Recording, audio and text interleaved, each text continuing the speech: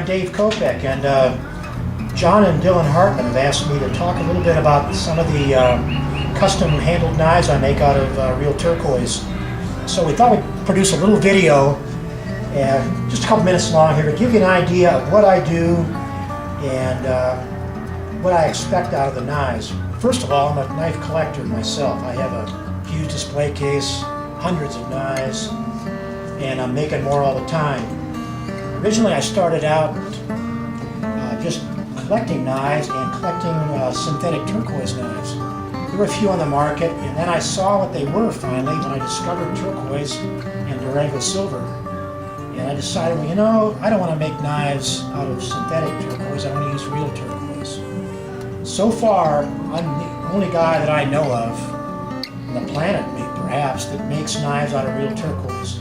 It's expensive to do, we hold our costs down though, and the product I feel is well worth it because you're getting top quality gem grade turquoise, untreated, natural turquoise. Some of the work I do is inlay. This is some Sleeping Beauty I just did on a very nice knife. I try to pick knives, by the way, that are usable knives. I know a lot of these go into collector cases, but I like top quality steel knives myself, and I assume other people who are collecting these knives or using them feel the same. This is a laminated D2 tool steel knife. Top quality. I just shaved myself big time with it. Let's see a close-up of the turquoise there, Dave. Yeah, okay. And the knife. Let me show you the turquoise. Can you zero in on that? This is the same Sleeping Beauty that the Zunis use for all their inlaid jewelry. I just had some pieces here. These are all sterling silver spacers. You can only do one side because it has a clip on it, and for those of you who are collectors, you know what a side locker is. This is bendable steel, so there's no way you can put turquoise on it. But you can carry this on the outside of your pocket like that if you want to display your turquoise knives. But I know from experience that when you pay a good amount of money for a knife, it usually ends up in a display case. But I have this one in my display case now because I didn't want to part with it, but Dylan talked me into it, so we're going to sell it. Here's another knife that's an inlay. This I happen to use turquoise mountain turquoise on. This is stabilized. It's good turquoise, but it was impregnated with rosins under heat to bring out the color and to help it hold together better, because a lot of this stuff will fall off. It's very difficult to work with. It's all a real turquoise, not crushed. Yeah, this is not crushed stone. This was real turquoise. Unfortunately, a lot of these turquoise have beautiful patterns. They're a little pale. The rosin brings out the color, and also that usually has a problem of cutting because it just starts falling off. It's a lot of work to cut turquoise. If you ask any jeweler that works on it, especially the two gentlemen that I deal with here. And I chose this shop, by the way, because they deal in only high-end, top-quality turquoise, and that's what I want in the knives. This knife is a Buck Keala Mayo, I think that's the name they call it. CPM S30V steel, top quality. Very first steel ever made for specifically for knife blades. One heck of a knife. I love this neck knife because you can put this thing on, and in fact I used it today to drive down here for this video. It's very, and I have a couple of these for sale. You just unclip it like that, pull it out. I was cutting bags of chips, I think, with it, and you can still drive and slide this baby back in without killing yourself. Plus, this is great male jewelry, I think. Now here's another knife I just got to start experimenting with, just to keep this video fairly short. This is some of the turquoise from John and Dylan Hartman's mine that they have, the tortoise turquoise. This is tan tortoise turquoise.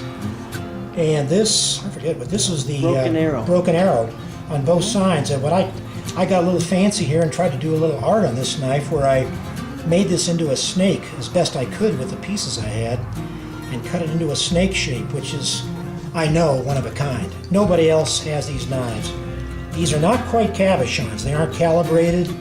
They aren't the typical oval or round cab. But I liked them because they give you a really good grip. It's just like having a one of those synthetic rubber or G10 handles. You get a good grip on like a combat knife. And then I threw them on a fairly inexpensive, but still very, very pretty knife for a display case, a large Damascus blade. I think I put the bolster on the guard on myself. And then I fill these with epoxy to set them all. I use super glue and colored epoxy, which I hand mix to fill all the spaces in between and yet leave enough that it's not, nobody will ever confuse it for an inlay. So this is basically what I do, and I'm also, get me some of the small knives.